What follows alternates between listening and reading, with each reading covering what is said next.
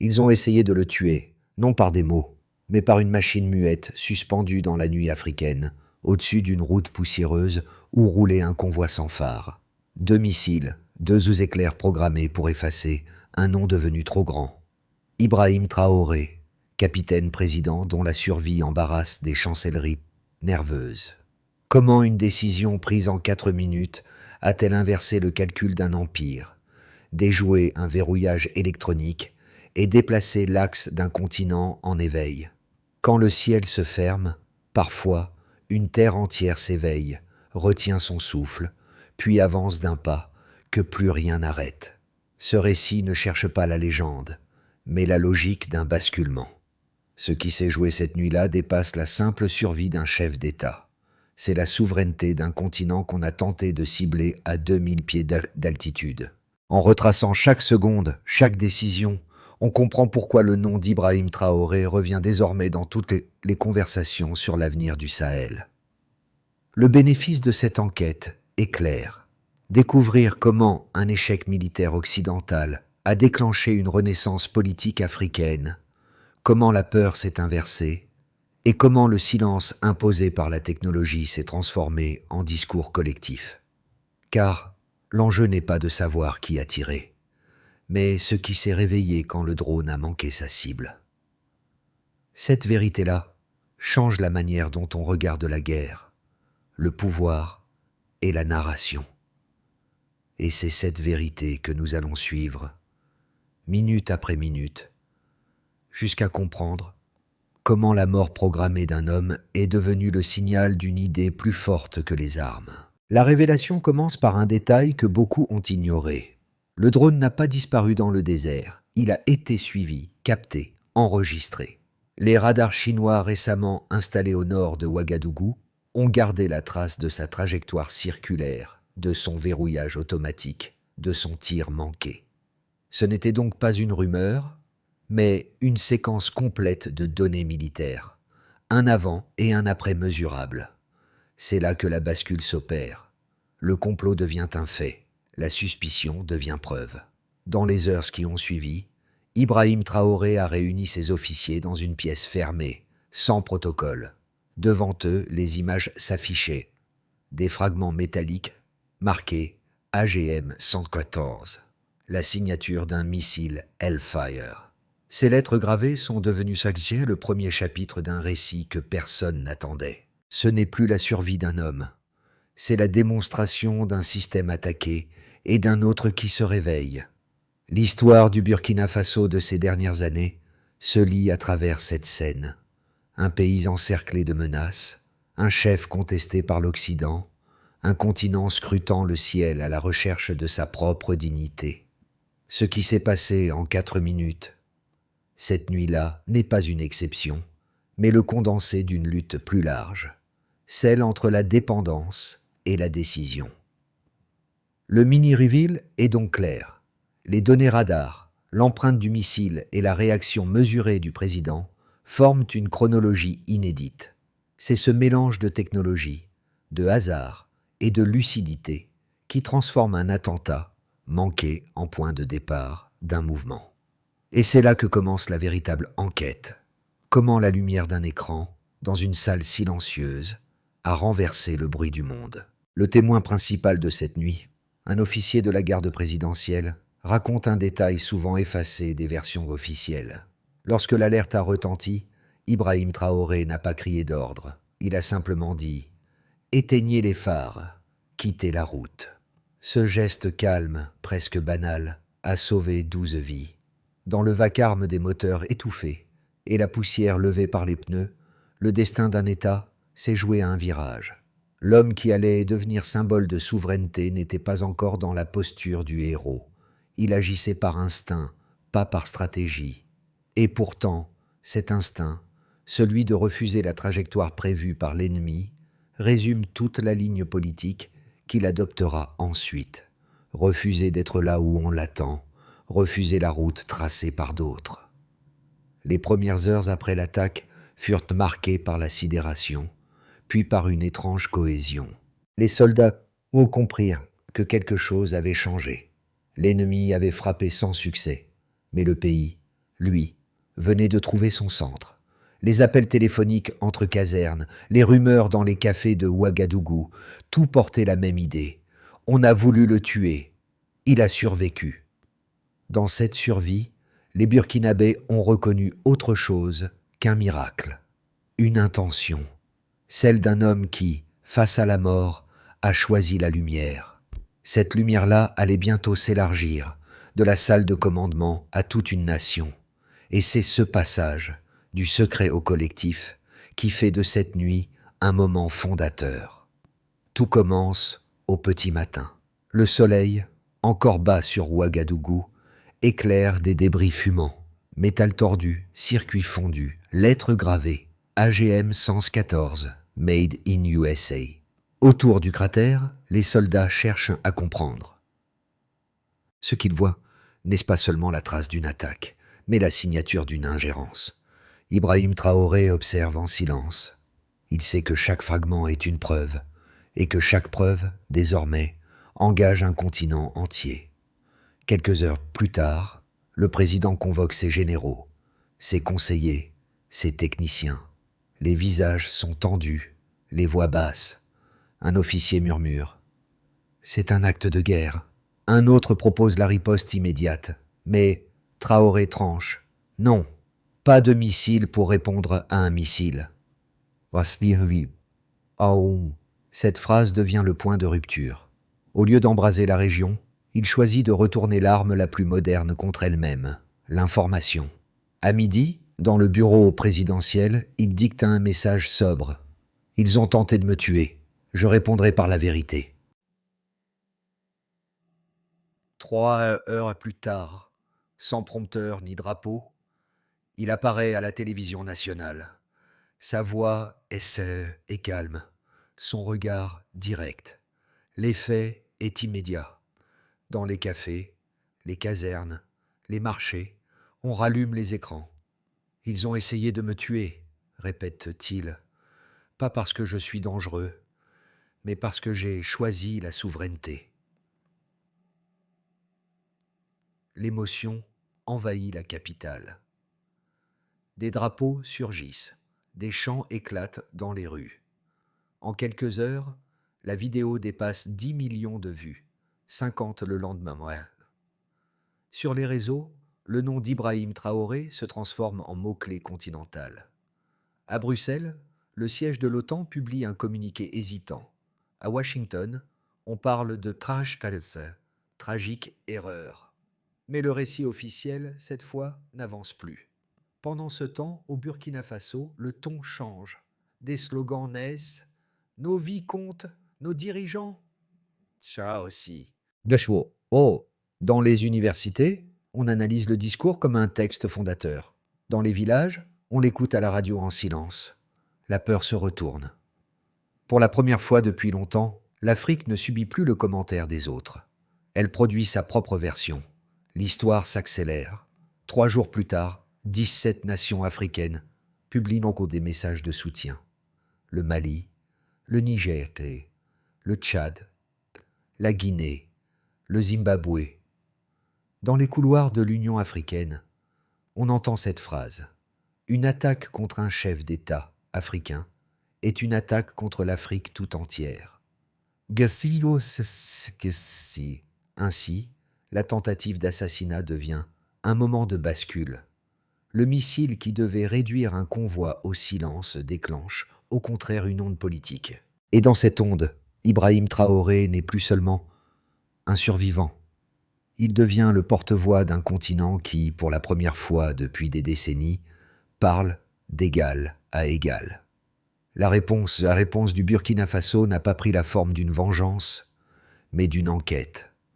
3 mois de vérification, d'analyse, de recoupement. Le rapport final, publié à la télévision nationale, comptait 214 frappes de drones en 8 ans sur le territoire sahélien, dont près de 70% sans mandat onusien et 214 civils tués. Ces chiffres, froids et documentés, sont devenus le miroir d'une guerre que l'on ne nommait plus. Chaque nombre raconte une fracture. 274 morts, cela veut dire 12 familles, des villages entiers bouleversés par une technologie qu'ils ne comprenaient pas. 70%. Cela signifie un système hors de contrôle, une souveraineté effacée sous prétexte de sécurité. Et 8 ans, c'est le temps qu'il aura fallu pour que la statistique trouve enfin un visage, celui d'un président qui ose dire non. Sous l'impulsion d'Ibrahim Traoré, les ingénieurs burkinabés ont décodé les données radar chinoises, une trajectoire circulaire, un verrouillage automatique, une signature thermique identique à celle des drones de l'OTAN. Les preuves étaient irréfutables. L'équipe scientifique les a présentées publiquement, sans emphase, comme une équation, une altitude, une vitesse, une erreur et 3 victimes. Cette transparence a bouleversé l'opinion. Dans les marchés et les universités, on discutait désormais de chiffres, pas de rumeurs. Les réseaux panafricains ont diffusé les graphiques, les tableaux, les analyses d'experts. Le récit n'était plus émotionnel, il devenait méthodique. Et cette rationalité, paradoxalement, renforçait l'émotion collective. Si tout cela est mesurable, alors tout cela est réel. Le rapport a aussi comparé les opérations occidentales à d'autres zones. En Afghanistan, le taux d'erreur par frappe s'élevait à 9%. Au Sahel, il dépassait 40%. Cette disproportion, ce delta, servait de démonstration. Le Sahel n'était pas une zone secondaire, il était un laboratoire. La publication des données a créé un précédent diplomatique. Jamais un État africain n'avait exposé ainsi les traces numériques d'une attaque étrangère. Et cette exposition n'était pas qu'un acte politique, mais une pédagogie. Montrer que la souveraineté ne s'affirme pas par les armes, mais par les preuves. Dans les jours qui suivirent, l'Union africaine a ouvert un débat technique sur le contrôle des drones étrangers au-dessus des territoires membres. Plusieurs pays, inspirés par l'audace de Ouagadougou, ont annoncé vouloir développer leur propre système de surveillance. Ce n'était pas une déclaration de guerre, mais une déclaration d'existence. Le baseline, un continent dépendant des technologies extérieures, venait de céder la place au delta, un continent qui commence à les maîtriser. Et c'est cette différence, mesurable et historique, qui a transformé une tragédie nationale en point de départ d'une révolution tranquille. Face à la déferlante médiatique, 2 visions se sont affrontées. La première, portée par les chancelleries occidentales, défendait l'idée d'une erreur technique. Selon leurs diplomates, le drone aurait poursuivi une cible terroriste et confondu le convoi présidentiel. L'argument semblait rationnel. Le Sahel est une zone de guerre, les confusions arrivent. Mais cette façon, omettait un fait essentiel. La séquence de verrouillage enregistrée par les radars chinois prouvait un target lock sur un véhicule en mouvement identifié. Une erreur si précise relève moins de la technique que de la décision. La seconde position, celle de nombreux observateurs africains et analystes indépendants, considère l'événement comme un test de souveraineté. Ibrahim Traoré, affirme-t-il, n'était pas la victime d'un accident, mais d'un avertissement. L'objectif n'était pas de tuer, mais d'intimider. Et dans cette logique, la frappe ratée devient un message clair. Rester dans la ligne ou disparaître. Pourtant, le président refuse la lecture victimaire. Dans un discours sobre, il déclare « Ce n'est pas la guerre qu'ils veulent, c'est notre peur ». Cette phrase déplace le débat. Elle retire à l'adversaire son avantage moral, car en dénonçant sans riposter, Traoré transforme la menace en miroir. Ce que le monde voit alors, ce n'est plus un chef défiant l'Occident, mais un État exigeant la transparence. L'argument occidental se heurte à sa propre logique. Si tout est erreur, pourquoi tant de précautions diplomatiques? Si tout est accident, pourquoi le silence prolongé des institutions? Le stillman de cette affaire, c'est que même la version la plus indulgente à l'égard des puissances étrangères finit par admettre une vérité dérangeante. Le drone a visé, le tir a eu lieu, 3 civils sont morts et un président a survécu. Cette confrontation n'oppose donc pas seulement 2 récits, elle oppose 2 conceptions du monde, celle qui justifie et celle qui démontre. Une phrase suffit. Ils ont voulu tuer un homme, ils ont réveillé un continent. Ce one-liner, repris des mots d'Ibrahim Traoré, marque le centre exact du récit. À partir de là, tout change. La tentative d'assassinat cesse d'être un événement isolé pour devenir un symbole collectif. Dans les rues de Ouagadougou, les peintures murales se multiplient. Les visages des 3 victimes s'affichent sur les façades. Les artistes transforment la douleur en mémoire, la peur en promesse. Sur les réseaux panafricains, les vidéos de soutien se succèdent. Poèmes, chants, discours improvisés. Une génération entière découvre que la dignité peut devenir une stratégie politique. Ce midpoint reveal n'est pas un simple effet de communication. Il scelle la mutation d'un pouvoir. Celui qui se défend par le secret devient celui qui avance par la lumière. L'attaque qui devait faire taire un président a, au contraire, offert une voix à tout un peuple. Et dans cette voix résonne une certitude nouvelle. L'Afrique n'a pas besoin d'autorisation pour exister. Les jours qui ont suivi ont révélé 4 ondes de choc majeurs. Pour les nations africaines, d'abord, 17 pays ont exprimé publiquement leur solidarité avec Ibrahim Traoré. Le Mali, le Niger, la Guinée, le Tchad, le Zimbabwe et d'autres ont signé une déclaration commune. Une attaque contre un chef d'État africain est une attaque contre l'Afrique tout entière. Dans cette alliance spontanée, beaucoup ont vu la naissance d'un axe politique inédit, une coalition morale fondée sur la souveraineté. Pour les dirigeants nationaux, ensuite, l'épisode a bouleversé la hiérarchie du courage. Dans plusieurs capitales, des présidents jusque-là prudents ont commencé à parler de défense indépendante, de coopération sud-sud, de sécurité partagée. La syndrome Traoré, ainsi baptisée par la presse européenne, a montré qu'un dirigeant pouvait résister sans s'isoler. La survie de Traoré devenait un mode d'emploi politique. Refuser la peur, afficher la preuve, imposer le respect. Pour les populations locales, l'effet a été immédiat. Les 3 civils tués sont devenus des symboles. Amadou Diop, le camionneur, Fatoumata, l'institutrice, Ibrahim Sawadogo, l'adolescent rêveur. Leurs noms ont été peints sur les murs, cités dans les écoles, chantés dans les rues. Le président a assisté à leurs funérailles en silence, posant ses mains sur les cercueils. Ce geste, filmé sans commentaire, a suffi. Dans un pays longtemps traversé par la peur, ce moment a recréé la confiance. Pour la communauté internationale, enfin. À Bruxelles, le silence embarrassé de l'OTAN a nourri le doute. À Washington, les mots « tragique erreur » n'ont convaincu personne. En Europe, les journaux hésitaient entre minimiser et s'interroger. En Russie et en Chine, on saluait la retenue du président burkinabé. L'équilibre mondial venait de changer subtilement. Le narratif occidental perdait sa cohérence, tandis que l'Afrique gagnait sa voix. Sur le plan intérieur, l'économie n'a pas fléchi. Au contraire, la mobilisation populaire a compensé les aides suspendues. Les artisans, agriculteurs, ingénieurs ont remplacé les importations par la production locale. Le slogan « Nous produisons ce qu'ils nous refusent » s'est imposé. Le Burkina Faso redevenait un pays producteur de sens et de substance.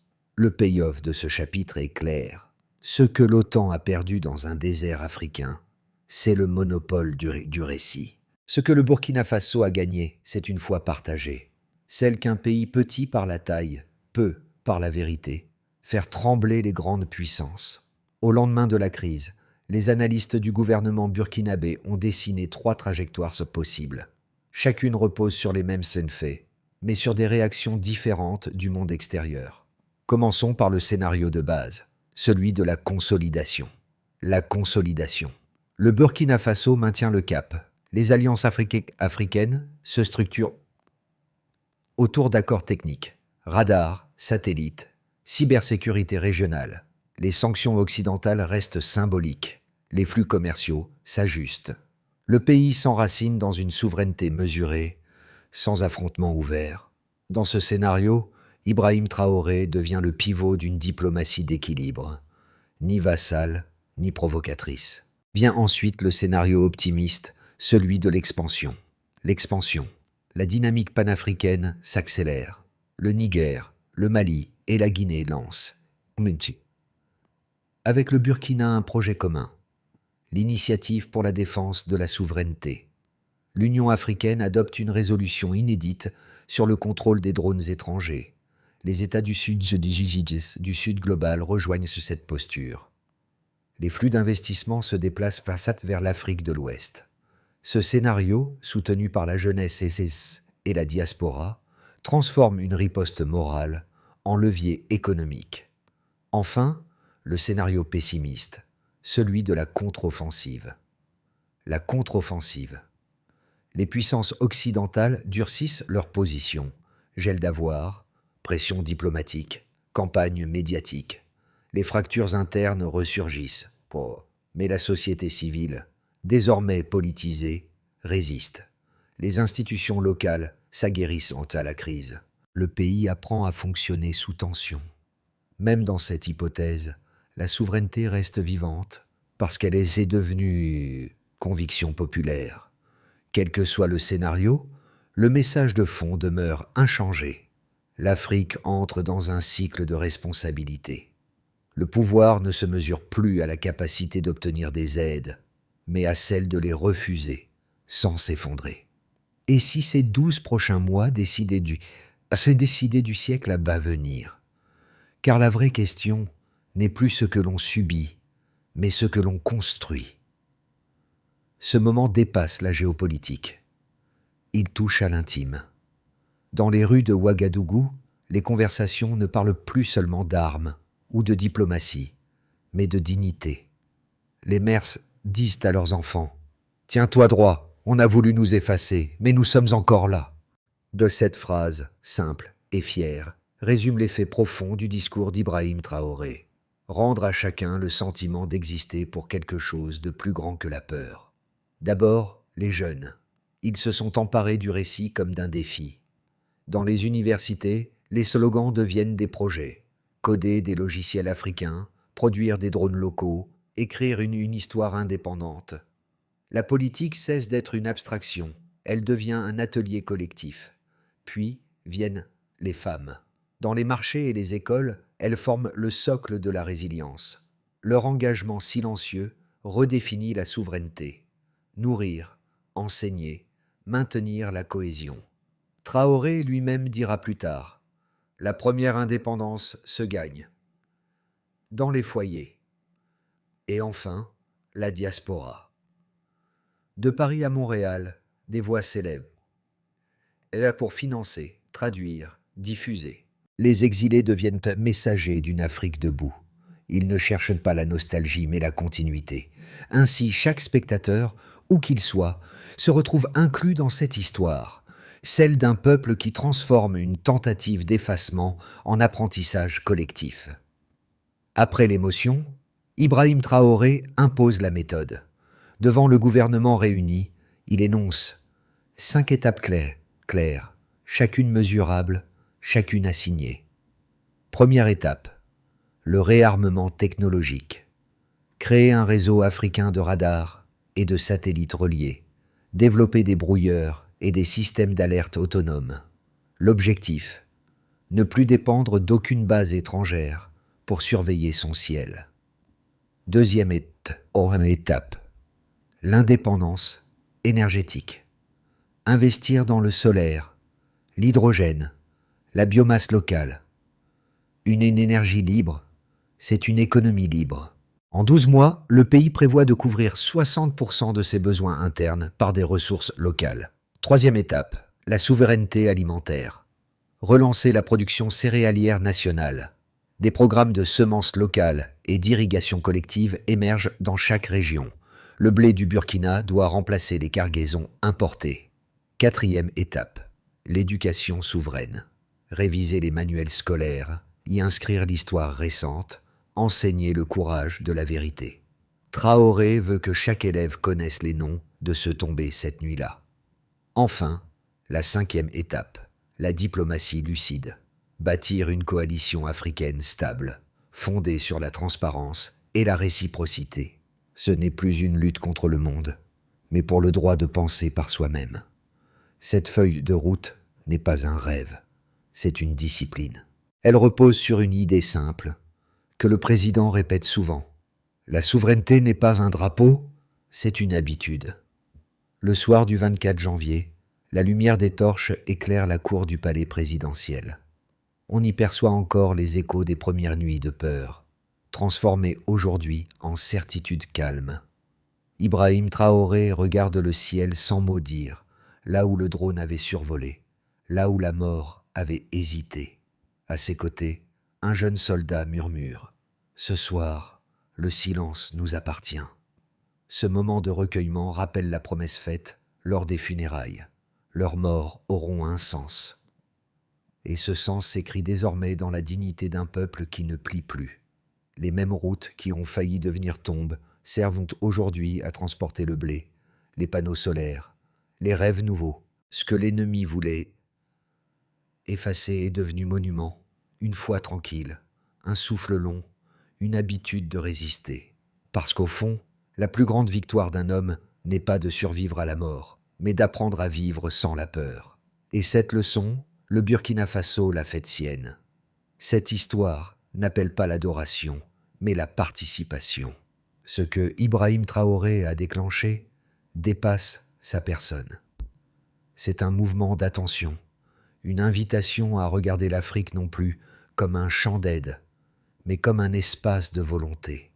Chaque partage, chaque traduction, chaque discussion prolonge ce récit, parce qu'une vérité répétée 1000 fois devient rempart, et parce qu'un peuple qui se souvient ne se soumet plus. Alors, regardez au-delà du Burkina Faso. Dans chaque pays, un mot change, une conscience s'élève, un silence se brise. La souveraineté n'est pas un slogan, c'est la somme des gestes quotidiens, de la parole assumée, de l'effort répété. Et si cette histoire vous parle, portez-la, commentez-la, racontez-la, discutez-la. Car l'avenir ne se décrète pas, il s'écrit, collectivement. Et parfois, il suffit d'un nom, murmuré sans peur, pour qu'un continent entier se lève. Ibrahim Traoré.